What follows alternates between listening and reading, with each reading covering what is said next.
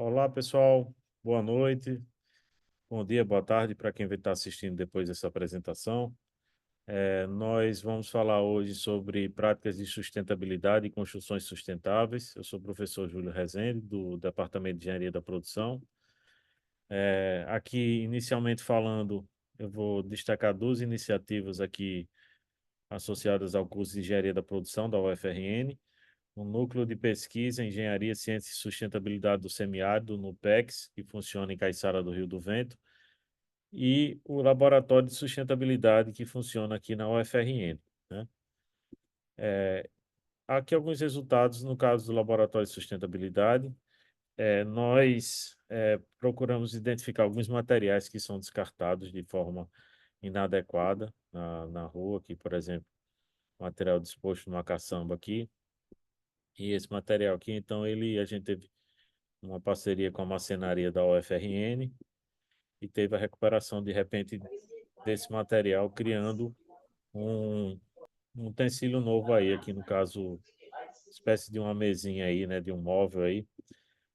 Então, isso é um projeto, eu estou na coordenação do Laboratório de Sustentabilidade e a ideia é a gente retomar esse tipo de iniciativa, né, em relação a reciclar alguns bens que muitas vezes são descartados inadequadamente, né? Então, a ideia é a gente observar como é que esses bens eles podem estar sendo reaproveitados e como é que isso poderia estar sendo levado para comunidades também, né? Aqui, por exemplo, um outro exemplo também de reciclagem também aqui um móvel que foi desmontado, né?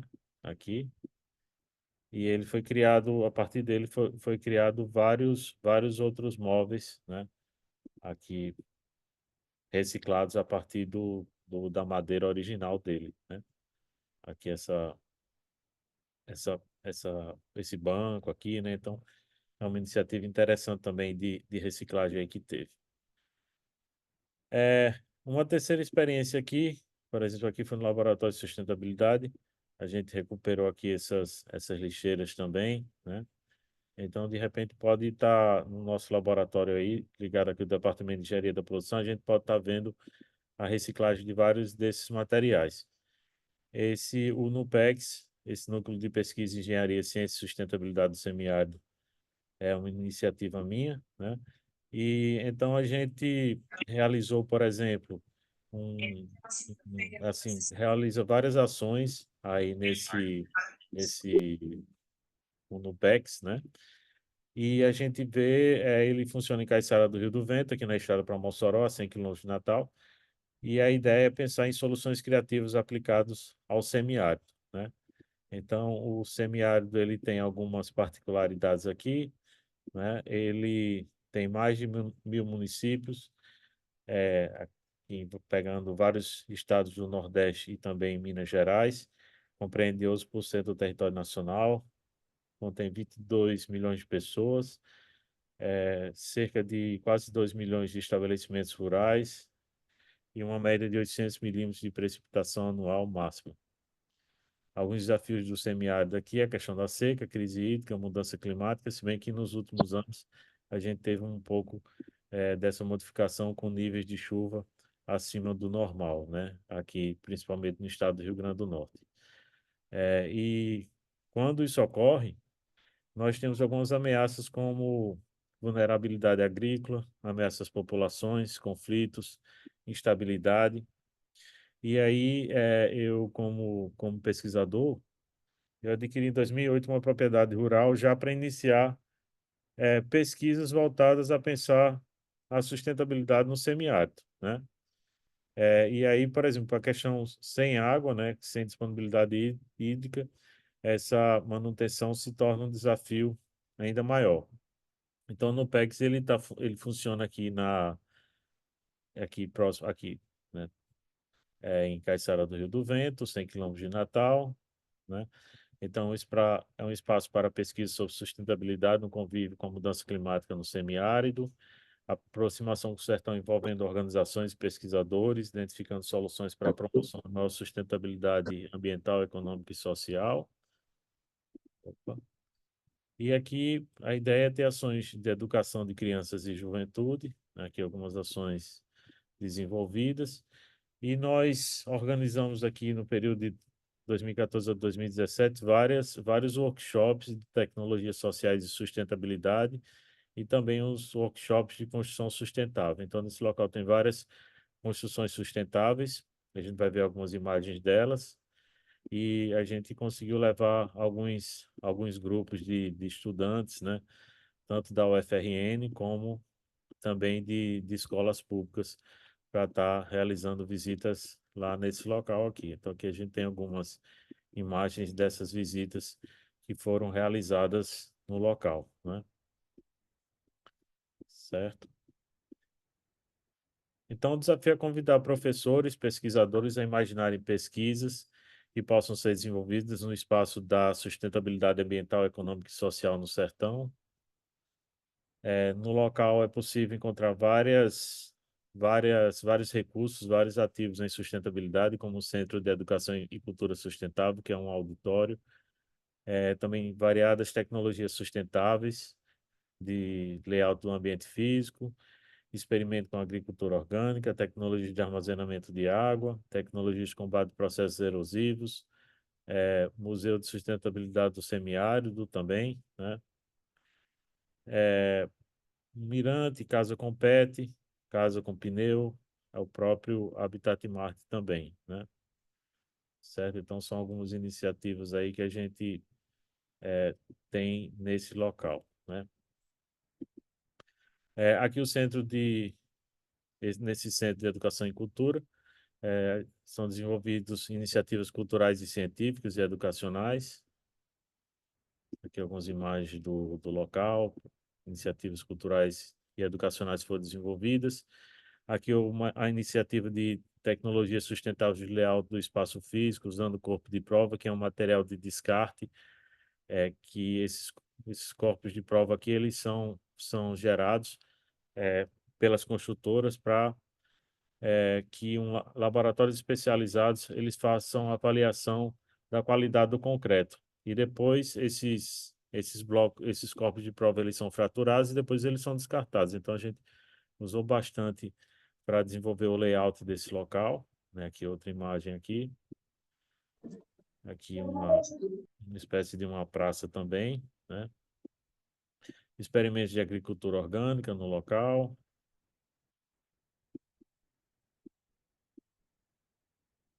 tecnologias de armazenamento de água, como cisternas, tecnologias de combate a processos erosivos, como pneus e também corpos de prova também para realizar essa função. E aqui é a idealização do Museu de Sustentabilidade do Semiárido, que trata de vários temas, ciência e tecnologia, economia, cultura, homem, bioma, terra e cosmos, né? Aqui um pouco do museu, algumas visitas. E, assim, o que a gente gostaria de dar uma ênfase maior aqui nessa apresentação é justamente sobre a questão das tecnologias construtivas, né? Como é que essas tecnologias, como é que as construções, elas podem ser feitas de uma maneira diferente. Esse nosso assunto hoje, ele complementa um tema de um dos grupos que vão estar apresentando o seminário aí sobre tecnologias socioambientais na próxima semana. Então, assim, como é que a gente pode imaginar o uso da aplicação da sustentabilidade na construção civil, na construção, no desenvolvimento também de habitações populares também? Então, a gente precisa pensar sobre isso, né? Então, as tecnologias construtivas, elas podem ter uma contribuição, um desafio de melhoria do ambiente físico como uma resposta à mudança climática, né? Alguns desafios das tecnologias sociais aplicadas ao semiárido é transformar um lugar seco em um espaço de conforto e bem-estar, encontrar um novo significado na seca, criar um lugar atrativo de conforto para viver no semiárido, manter as pessoas na terra, criar um lugar conectado com a natureza, manter um negócio natural ou rural sustentável na região semiárido, lidar com a seca e a sustentabilidade humana, né? Aqui uma iniciativa também de uso de resíduos para redesenho da propriedade rural, que foram essas iniciativas de construção sustentável que foram desenvolvidas. E então, assim, por que construir essas iniciativas com enfoque sustentável, né? A ideia é guiar em termos de uma nova percepção de uma nova responsabilidade sustentável, prover percepções alternativas sobre construção, compartilhar conhecimentos sobre a gestão de resíduos, produzir com baixo carbono, menor impacto na mudança climática, colaborar na criação de casas e instalações nas comunidades e expandir os resultados da sustentabilidade, no campo da sustentabilidade, entre outras iniciativas. Então, aqui mostrando rapidamente algumas iniciativas que foram desenvolvidas aqui no NUPEX, a Casa Compete, aqui um aluno da UERN que colaborou nesse projeto. Então, aqui construindo a fundação, aqui nessa construção é uma casa feita com garrafa PET, ela leva as garrafas no interior da parede, tá? E aí leva placas de gesso aqui também. Aqui tem uma janela também que foi de material de demolição. Aqui então as garrafas elas sendo colocadas no interior da parede. E aqui a construção ela já concluída, né? Já operacional. Aí, no caso, são duas suítes. Aqui uma outra iniciativa, a Casa com Long Neck.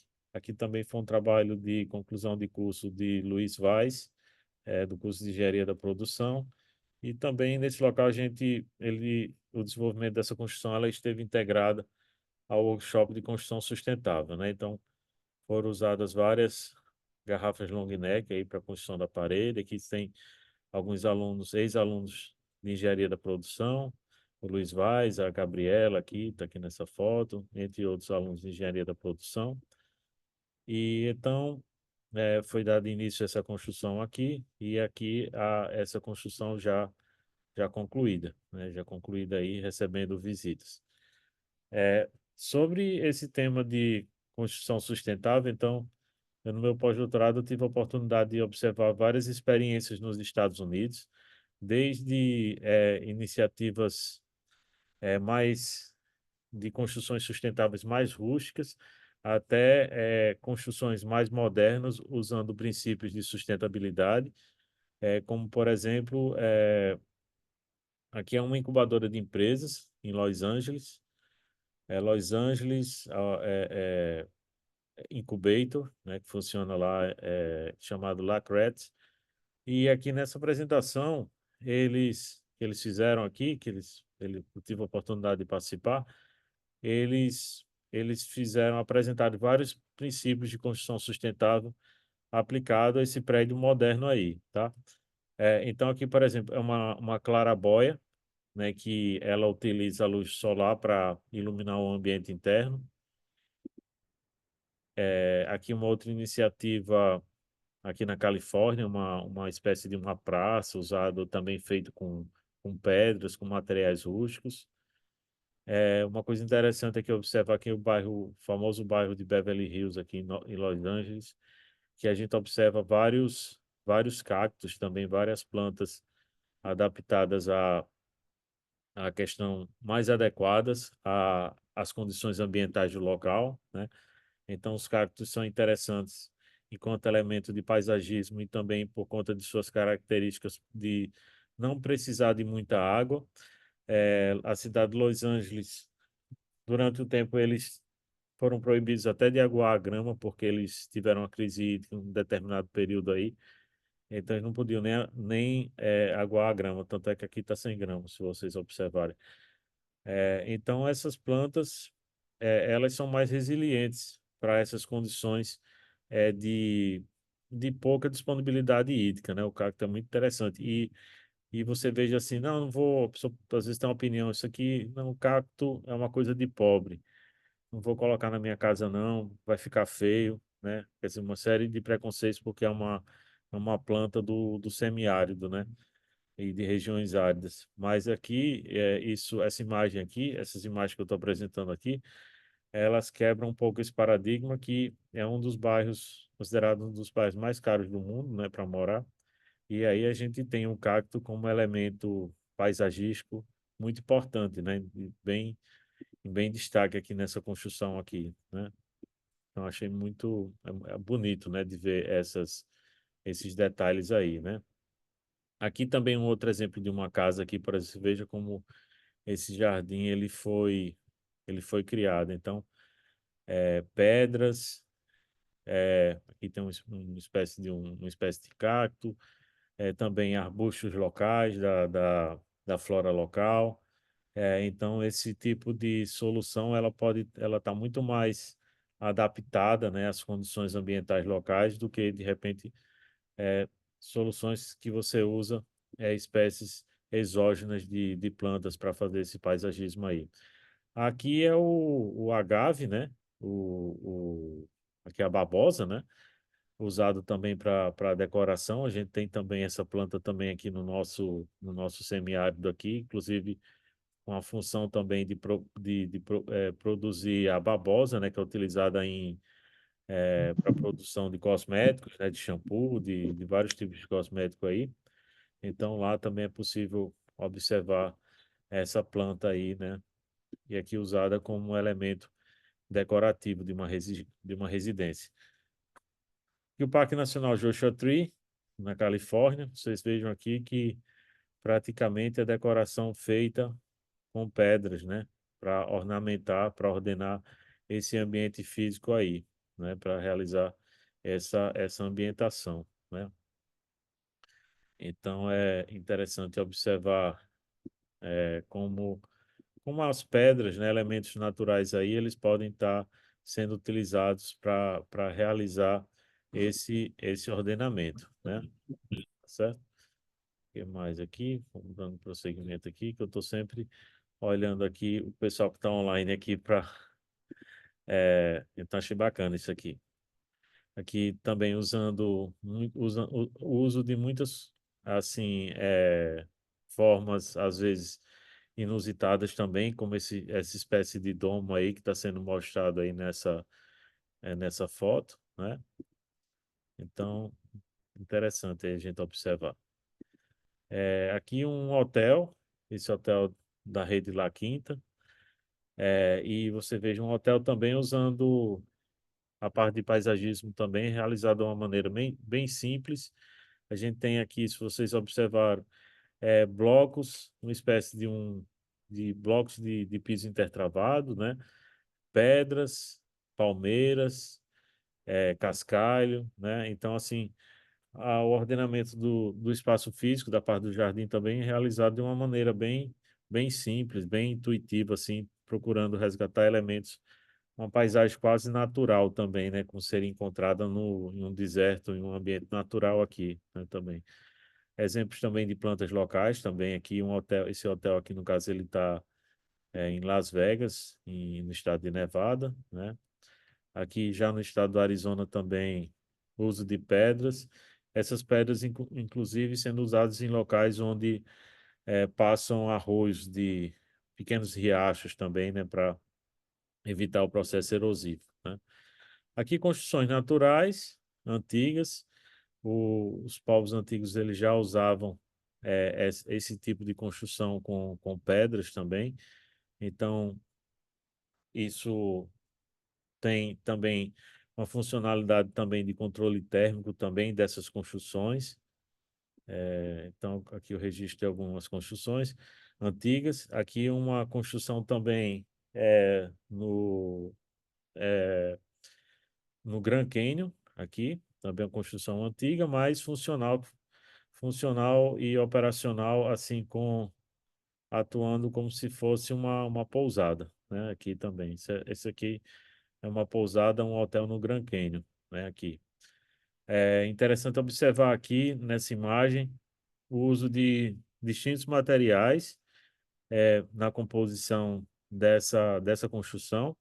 Nós temos pedras, algumas pedras que quando a gente olha, algumas delas parecem até que tenham sido posicionadas por tamanho, né, por algumas características mais de encaixe, é, propiciando até um consumo pequeno de cimento, já que cimento é um recurso que difícil de encontrar na época, né, que essa construção ela foi realizada.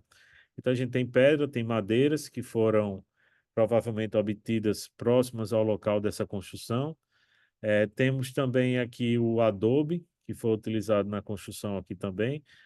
Então, temos uma coisa interessante da construção sustentável, é você tentar usar ao máximo os recursos locais. Então, é provável que esses recursos que foram utilizados, hoje a gente tem um modelo global, né, de produção, né, de logística de produtos, de bens. Hoje em dia você compra uma janela ou muitas vezes uma porta para um banheiro, né, um box de banheiro, que de repente pode ter sido produzido na China e a Leroy Merlin importou e está comercializando nas lojas dela, inclusive aqui na loja dela em Parnamirim, né? Só que nessa época aqui, uma construção dessa que tem mais de 100 anos, não existia isso, essa questão da globalização dos produtos, né, de construção civil. Então, provavelmente, esses materiais que foram utilizados nessa construção, eles estavam disponíveis aí no raio de 30, 40, 50 quilômetros e foram transportados, então, para realizar essa construção. Então, quanto menos deslocamento é realizado desses materiais para realizar essa construção aqui, menos impacto ambiental, em termos de geração de carbono, é gerado, né? Então, assim, é muito legal imaginar que esses recursos eles foram encontrados localmente, né? Próximo a essa construção aí, né? Aqui uma construção também antiga também, é, no, na região do Grand Canyon também, Hope House, né? No Grand Canyon, na margem sul, na cidade de Williams, e ainda operacional, assim, tem lojas, bares aqui dentro. Hoje é usado mais turisticamente, né, como um local curioso para estar sendo realizados visitas aqui. Então, aqui você tem lojas, aqui uma portinha baixa, você tem que abaixar a cabeça para passar aqui, e vários souvenirs e artesanatos locais, né? Aqui a gente vê do lado esquerdo vários tipos de artesanato aqui sendo comercializados dos povos nativos americanos. Então, ter mantido essa característica é um elemento de turismo também, né? De atração, né? Aqui o detalhe das paredes, aqui usando pedras, né? Nesse processo construtivo aí, uma mistura de adobe para realizar a construção. Aqui um outro local também, no Grand Canyon também, que mostra esse tipo de construção rústica também na cidade de Williams, né? Uma outra construção aqui também, o Navarro Point, né, dos Navarros aí. Aqui, detalhe do teto aqui, feito com vários troncos de árvore, que foram também provavelmente obtidos localmente. Aqui vejo os padrões de construção do local, né? E aqui um outro local também, por exemplo, você tem aqui também esse tipo de decoração bem, acho muito bonito esse tipo de construção aqui, né? Chama bastante atenção, né? E a gente ajuda a pensar também, tipo assim, que tipo de decoração, que tipo de arquitetura também a gente pode ter aqui no nosso semiárido. Aqui também um outro local que tem formas curiosas também, geológicas, Marble Canyon, né? Aqui também no Grand Canyon também um outro local aqui, outros tipos de construção usando pedra e madeira. Esses chalés aqui, chalés são bem, parece uma coisa assim simples, mas são bem caros a hospedagem nesses locais aqui. Uma média de US$ 400 a noite a hospedagem nesses locais aqui. E aqui outros exemplos também aqui, né? Aqui um outro local aqui na Califórnia, uma pousada e camping, também usando também vários cactos, várias pedras como elemento também de caracterização desse paisagismo aí, né? Então, assim, bem peculiar. E aqui também vários detalhes aqui de cactos, né? Bromélias, né? Babosa, agave, palmeiras, né? Até a uma palmeira que lembra até um pouco a questão da nossa carnaúba, né? Então, a variedade de muitos recursos aí locais que foram utilizados para realizar esse paisagismo aí, tá?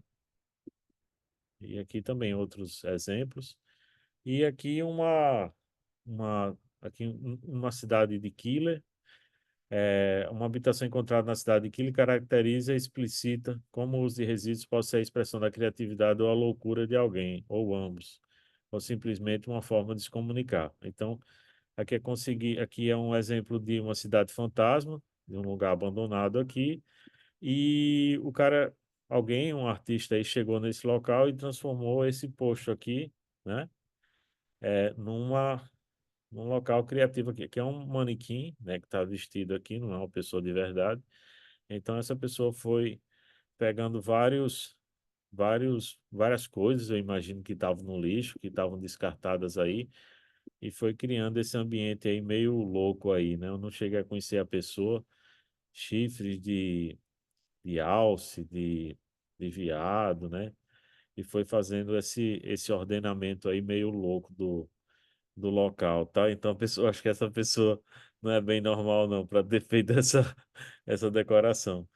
É, nessa área também, assim, de paisagismo também, vão surgindo de paisagismo usando elementos locais, também usando materiais de reciclagem também para construção de móveis. Então, por exemplo, vão surgindo negócios assim modernos, né? Novos modelos de negócio que percebem essa tendência.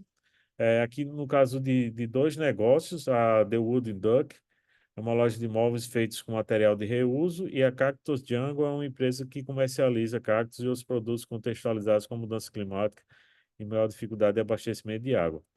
Então essa Wooden Duck aqui, a gente já começa a ver aqui na frente aqui essa parede aqui feita com retalhos de madeira reciclada aqui, certo?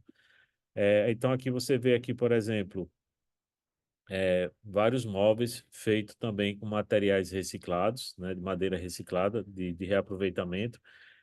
Aqui em Natal a gente tem na Rota do Sol, ali em Parnamirim, perto do estádio do ABC, temos uma empresa também, que ela faz também materiais de marcenaria com essas características aí também, né? Usando muitas vezes, assim, portas e janelas antigas que usavam boas madeiras, e aí essas portas e janelas, elas são desmontadas é, quando imóveis antigos são demolidos.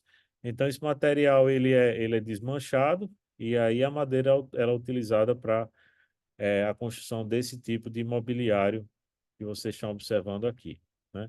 Aqui é a Cacto Jungle, né, que é especializada em vários tipos de flor do deserto, cactos, bromélias, babosas, entre outras plantas, né, que são fornecidas para esse mercado, para um mercado local na Califórnia, certo?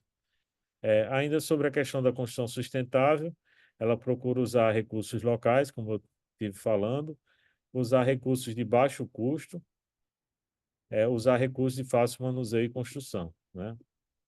E aí vem um outro tópico complementar a esse aí, que é a questão da arquitetura orgânica, né? Então, aqui a arquitetura orgânica, ela procura usar formas orgânicas, formas que representam a natureza. Então, nós temos alguns exemplos aqui, como, por exemplo, esse Amertec Building, na cidade de Miami, aqui Maison Bernard, nessa cidade aqui, Villers-sur-Mer, na França. Aqui a Montanha Mágica, no Chile, Nautilus House, na cidade do México. E então a arquitetura orgânica muitas vezes se sabe como inicia, mas não como termina. Segue a intuição, observa pausas e ao seu tempo encontra materiais e pessoas disponíveis para colaborar nesse processo construtivo, né? Um outro case aqui é chamado de bioarquitetura, desenvolvido aqui pelo Michael Reynolds. Então aqui são algumas construções que ele realiza, né, usando vários materiais aqui. Ele construção de uma parede usando garrafas de vidro. E ele tem um sítio na internet, o Earthship Biotecture, né? Mostrando os projetos que ele desenvolveu em vários locais, né? É, é, o mundo, né? Por exemplo, Novo México, Alberta, Montana, né? E dando informações também, assim, para contratar ele como esse arquiteto orgânico, né? Aí eu vi uma construção dele que funciona lá no Uruguai. Aqui, então, aqui são algumas imagens dessas construções que ela realizou. Aqui um outro desenvolvedor, Simão Vélez, são construções feitas com bambu. Aqui construções também dos domos de Mink, que lembram um pouco as construções do Senhor dos Anéis, né, aqui. E a bioconstrução, então, ela emprega tecnologias conhecidas por qualquer um que já tenha passado férias no interior do país. Pau a pique, taipa de pilão e tijolos de adobe, por exemplo. Mas não espere casas infestadas de insetos derretendo com a chuva. Os bioconstrutores aproveitam a construção com terra, inventando novas tecnologias. Aqui é uma experiência no norte da Flórida, na cidade de Tallahassee. E o que acontece? Aqui é uma espécie de um farol que foi feito aqui nessa torre desse farol aqui com garrafas de vidro. E o interessante é o seguinte, a cidade de esse local é o ponto turístico da cidade de Tallahassee. Então, eu acho muito legal isso aqui. Eu não tive a oportunidade de visitar, mas aqui tá, essa imagem eu peguei na internet. Esse local é muito interessante, porque foi criado, então, um ativo turístico na cidade, que as pessoas vão de vários locais. Quem está viajando perto vai lá visitar.